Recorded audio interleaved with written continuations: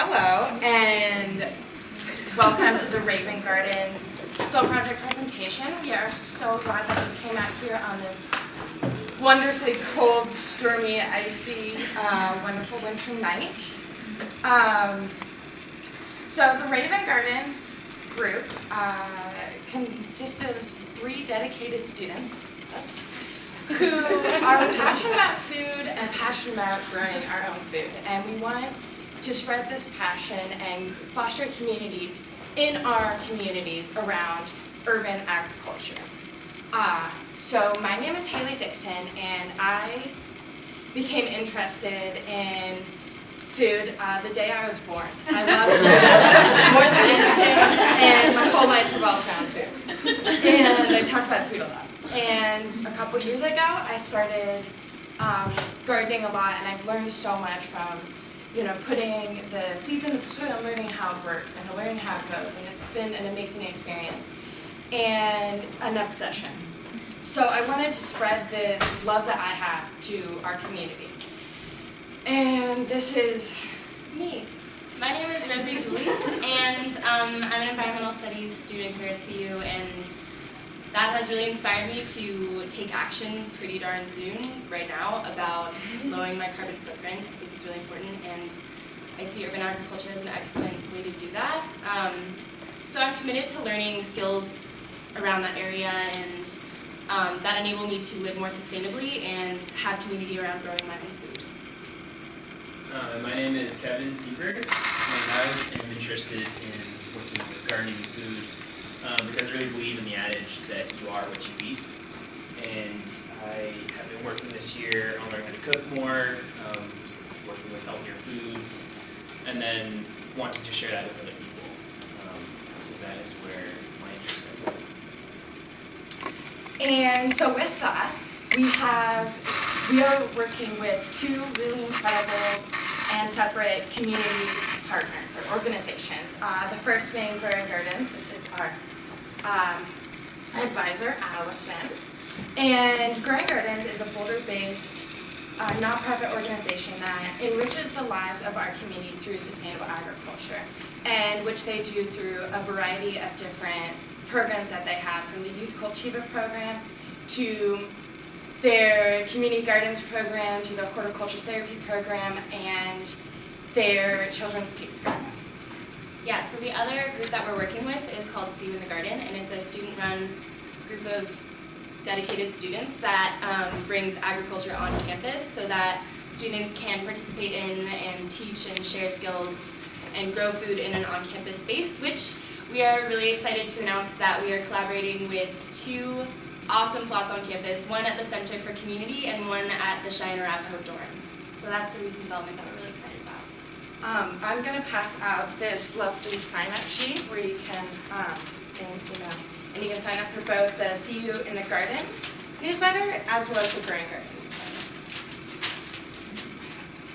Alright, so we sat down and started talking about what we wanted to do and what problem we wanted to tackle.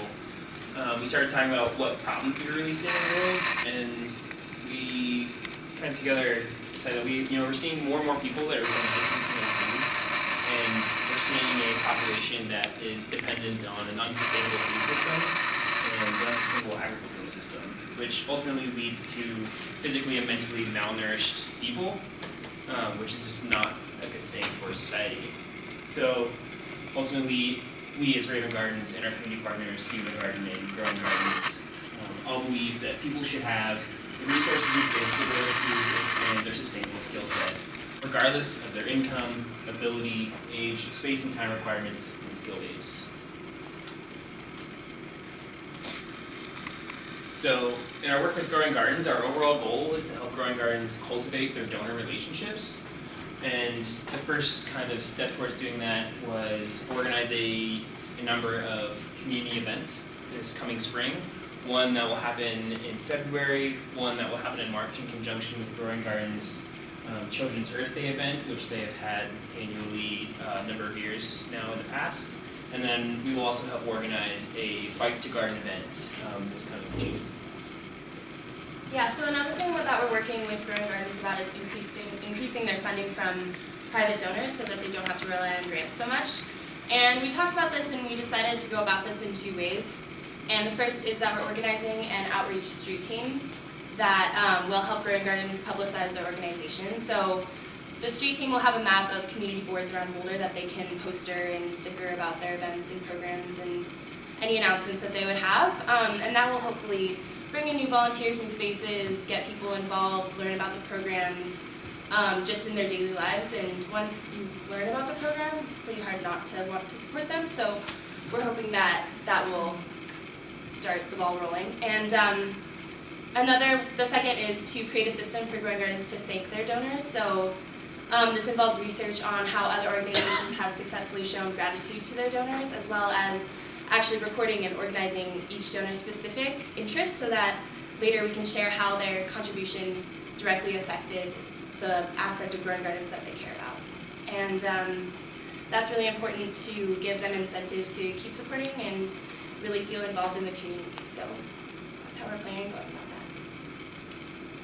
that. And our last way that we are working on cultivating our donor, or the Growing Gardens donor relationship, is improving their online donor page. With many discussions with Allison, she expressed the need to improve the donor page so it invites people to donate online, and that also the donors know exactly what they're contributing to and how that benefits them. So with that, we have gone out and discussed with many different organizations throughout the community on their feedback and their feelings of their own donor page and what has been successful and what has been a failure for them. With this information, we have compiled and organized a report that will be presented to the executive director of Growing Gardens with using the parameters of Growing Gardens' wants and needs, as well as the feedback that we've learned from other organizations. Yeah, so moving on to See You in the Garden, where our overall goal is to foster an inclusive community of students who believe in the cultivation of the earth and conscious skills as step towards sustainability and personal well-being. So the first thing that we need to do is establish a community of students, and we really want them to be as engaged and involved as the three of us, and really committed to learning these skills and hanging out. So we've established a steering committee that meets every other week, and so we can discuss and develop and delegate different aspects of the club that we want to see implemented. And so the 3 subcommittees of the steering committee are campus plot hunting, inclusivity and outreach, which Kevin will talk about in a second, and events and workshops, which Haley will discuss. So one of the things we decided that we needed to do when we started this group was ensure sustainability for the time beyond our time at the university. So we really wanted to encourage underclass students to get involved so they can be here for a number of years. So we're doing that through actively chalking on campus, postering. We have a Facebook page and group, which you are all welcome to like and join. And hopefully we can then get those younger students to attend those steering committee meetings that Rosie just talked about, and hopefully get on to those subcommittees and eventually become point people and replace us as we move on with our lives.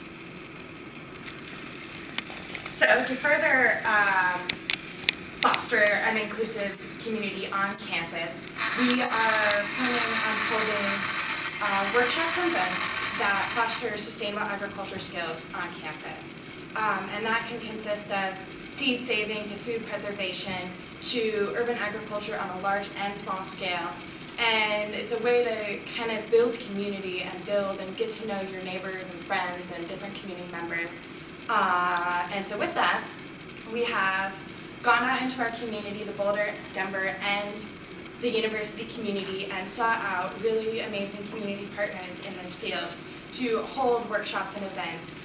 And this will also serve as a way of bridging the off-campus and the on-campus gap that there is. We also encourage our own members of our group to share their own knowledge and skills and hold their own workshop or events. And this is their ability to facilitate what their own learning. So we plan on holding at least one workshop or event a month. And so if you get on the news list, you'll see. Also, like I said, we do have those spaces on campus already, which is really, really exciting. But we're also working on gaining access to some retaining walls along the northeast patio of the UMC by those ATMs. I don't know if you know. But, so we're working on that, and with all of this, we're looking into history and policy around having and maintaining a student-run garden space on campus. So we think that's really important too. Alright, so what you can do to get involved. Overall, we think that the most important thing you can do is start talking about urban agriculture with your friends, your family, your neighbors, your neighboring children, whoever comes across your path. And after that, you can get involved with Student in the Garden. You can join us, you can like us on Facebook, you can join the group, you can attend one of our workshops. We're actually holding one here in Humanities on the 11th, Vegetable Gardening 101. And, or if you or someone you know has skills that you'd like to share or that are valuable for other people to know, you can also host a workshop, and we definitely encourage you to approach us about that after this talk. And so getting involved with growing gardens. You can sign up for the Growing Gardens CSA, community gardens, and programs. You can attend ours and also the Growing Gardens events, and of course donate. Yeah, so thank you so much for coming out tonight. I know I'm echoing all the groups, but we really appreciate your support, and we can't wait to see you in the gardens. I think that's going to be the ground. Where's it going? It's a good question. Well, Probably to our bellies. probably to the students who help grow. Just depends on how much space we end up having and how much extra food we have, but hopefully, I don't know really the details on getting it into the dining halls, but that would be really super cool. So we're working on that right now, but great question. Yeah. How does See You in the Garden survive the winter? This is our first year. Collaborating, talking, and holding workshops to keep that community fire growing. We just started collaborating with the Cheyenne Arapaho Residence Hall for our garden. So ideally, once the sun comes out, we will winterize that bed, turn the stuff, put some sheet mulching on it, and that's that. Yeah, so like It's definitely one of the concerns that the administration has about having on-campus gardens. So this first year is going to be a proving time. actually took Haley and I and a few others in the room right now took a permaculture design certification course, and that was a May semester 3-week intensive. And I know I was really like craving some on-hands stuff after, so that would be a really good idea to do maybe potentially a few weeks after that class or right after or something like that. So. Yeah.